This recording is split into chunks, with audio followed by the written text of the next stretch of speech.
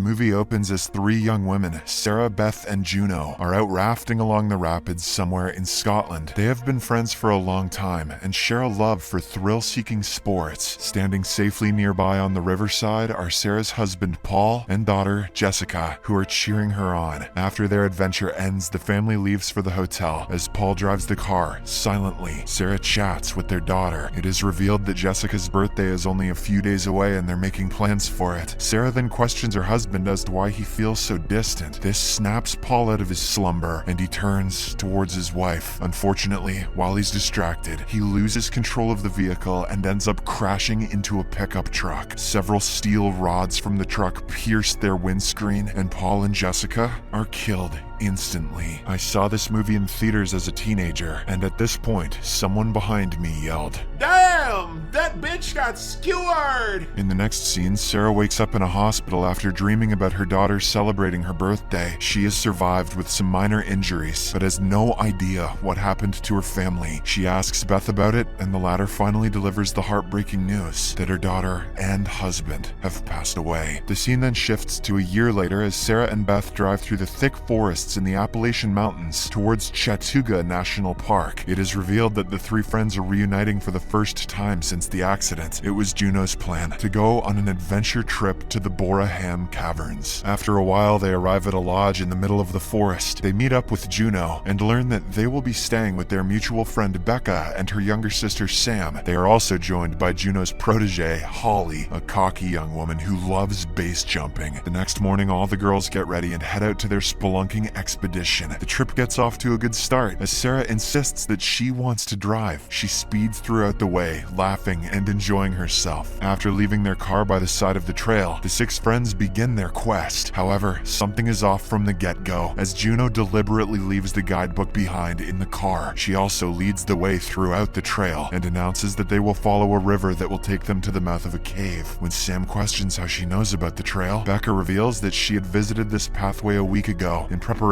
for this trip. Becca further adds that the cave is pitch dark, which may lead to problems like claustrophobia and difficulties in breathing, but everyone laughs it off.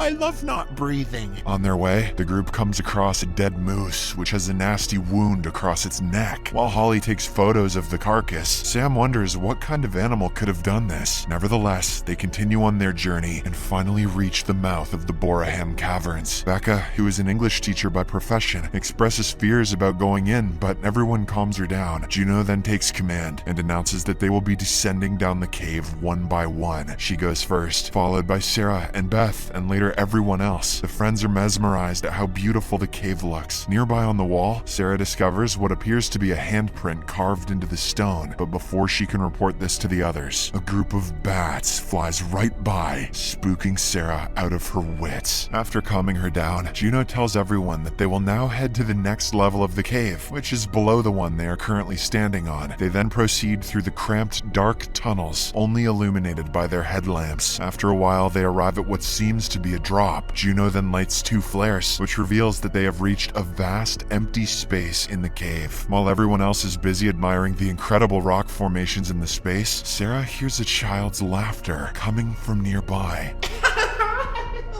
She immediately starts following the direction of the sound and finds a sort of tunnel nearby. Soon, the others also arrive and decide to go through it. Holly enters first as she appears to be the most fearless and confident. When it's Sarah's turn, she hears faint, human-like sounds coming from a distance again, but ignores them. Unfortunately, she gets stuck halfway through the passage and starts panicking. Beth climbs back down the tunnel and tries to console her. She reminds Sarah that there's nothing to be afraid of, as the worst thing that could happen to her has already happened. As Beth pulls her out, the roof of the passage begins to crumble. The duo manages to escape in the nick of time, but Sarah is rendered unconscious in the process. She once again dreams of Jessica blowing candles on her birthday cake. When she jolts awake, she is surrounded by her concerned friends. The narrow passage they came in through is now blocked. Thus, they call for Juno to find a new way out of the cave, but in a shocking twist, she reluctantly reveals that she brought them to a different cave, and not Boraham Caverns, on purpose. Juno tries to reason that the caves don't have a name, and she wanted them all to discover it together. She believes that it is the best way to mend their friendship, by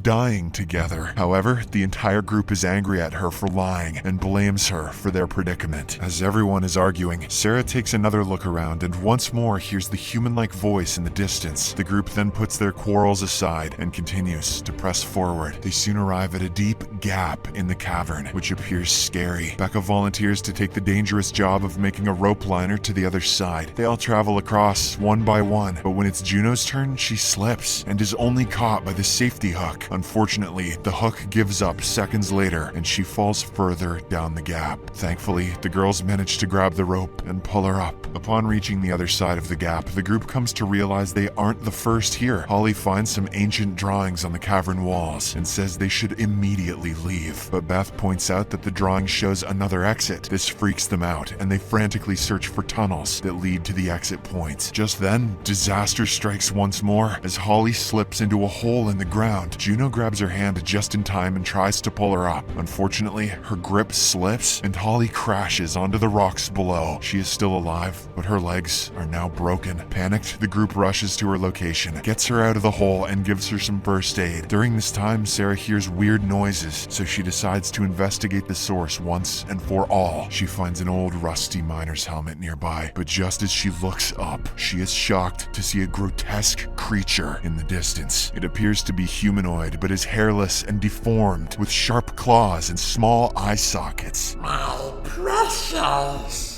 The creature soon vanishes, leaving Sarah puzzled and terrified. She tries to inform the group about it, but they don't believe her story. They assume Sarah is hallucinating things due to stress and the fact that the place is very dark. The group then makes their way further with the injured Holly. They come to a part of the cave with 3 tunnels, and even Juno is confused as to which one to go down. Unable to get a direction, she finally admits that she doesn't know the way. This causes everyone to panic, and they make the situation worse by screaming aimlessly. Since it is almost pitch dark, they use Holly's night vision camera to check out the surroundings. They soon arrive at a location that is littered with dead animal bones and remains. As the women try to comprehend the sight, the creature from earlier suddenly appears in front of them. Seconds later, it jumps on top of Holly and attacks her. The group starts to panic and they flee down one of the tunnels, while Sarah takes another one. Unfortunately, she loses her footing while running and falls inside a pit, knocking herself unconscious. Meanwhile, the creature bites Holly's throat, killing her brutally. Not knowing that her protege is dead, Juno gets into a tug of war with the beast for Holly's body. She slashes its face with her pickaxe, but suddenly, another similar creature jumps on her back. Juno once again shows her bravery and somehow manages to kill the second creature. Seconds later, she hears something coming up behind her and in a reflex, swings the pickaxe. To her horror, it is actually Beth, and she has stabbed her through the throat. Beth grabs Juno's necklace and collapses in a pool of her own blood. She pleads for help, but a shocked Juno backs away into one of the tunnels, leaving her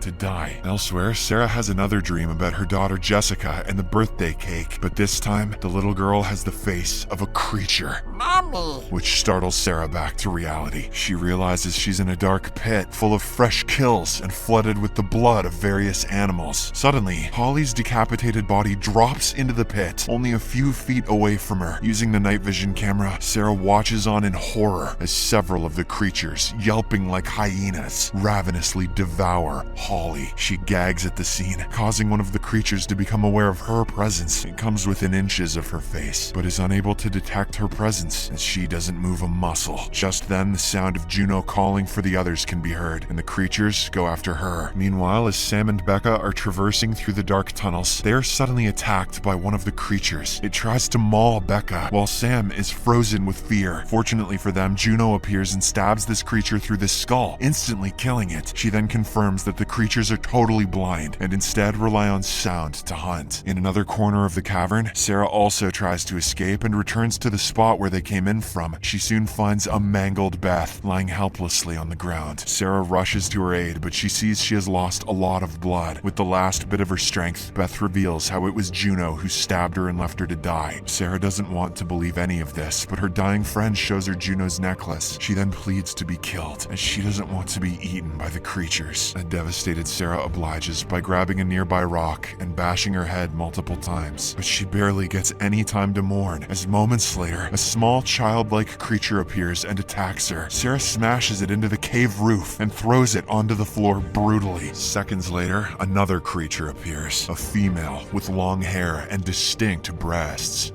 It is apparently the mother of the smaller creature that was killed recently. It lunges at Sarah, but she knocks it back, slipping and falling back into another pit in the process. This pit appears to be a pond of blood, and just as Sarah tries to climb, the female creature resumes her attack. Though the ugly monster has her pinned down, Sarah manages to grab a nearby jagged bone and stabs it fatally through the face. Traumatized and bloodied, she then lets out a blood-curdling scream. Juno, Rebecca, and Sam hear the scream and get worried about their friend. But as they turn around, they see about a dozen of the creatures crawling in pursuit. Panicked, the trio runs away from there and soon arrives at another precipice. Despite knowing that they are short on rope, Sam tries to establish a pulley system to get across, but suddenly a creature jumps from a nearby wall and clings to the cave roof right above her. It brutally attacks Sam and manages to rip out her throat. The pursuing creatures then arrive and pull down Becca, ripping her stomach and throat. Cornered at the edge of the precipice, Juno jumps down and lands in a large pool of water at the bottom. She then swims to the surface and tries to climb up the slippery walls, but she loses her grip and begins to fall back into the pool. Fortunately, a bloodied and scary-looking Sarah arrives and pulls her up. She then asks about Beth, to which Juno lies that the creatures killed her. This is enough to confirm Sarah's suspicion that Juno is not to be trusted, but she doesn't say anything at the moment and the duo runs away, looking for an escape. They soon arrive at a cavern and realize they're surrounded by 4 of the creatures, but the brave women stand their ground and a violent struggle ensues. In the end, they manage to defeat the creatures using their pickaxes and flaming torches. After the fight, they hear the sound of more creatures coming towards them. Sarah takes this as the perfect moment for revenge, and she stabs Juno in the leg. She then runs away from there, leaving her ex-best friend to die. After a while, she runs into a side cavern and collapses into a pile of bones. Sarah frantically climbs to the top, where daylight is peeking through, and pulls herself up into the woods above. Still shaken, she runs back to the car that they had parked near the start of the trail and takes off, but a short distance away, she stops the car and vomits out of a window due to all the psychological trauma that she had faced. Just as Sarah gets her head back in the car, she is startled by the bloodied figure of Juno sitting next to her in the passenger seat. In the final scene, Sarah wakes up, still lying on a pile of bones. She realizes that she's still in the cavern and her escape was merely a fantasy. The cavern actually is a dead end, with no light coming in from the top or anywhere else. To comfort herself, she fantasizes about her daughter Jessica giving her the birthday cake. As Sarah drifts off, in her own mind, the sounds of the creatures draw near. Subscribe for more videos like this, turn on notifications, and leave a like to help the channel out. Thank you.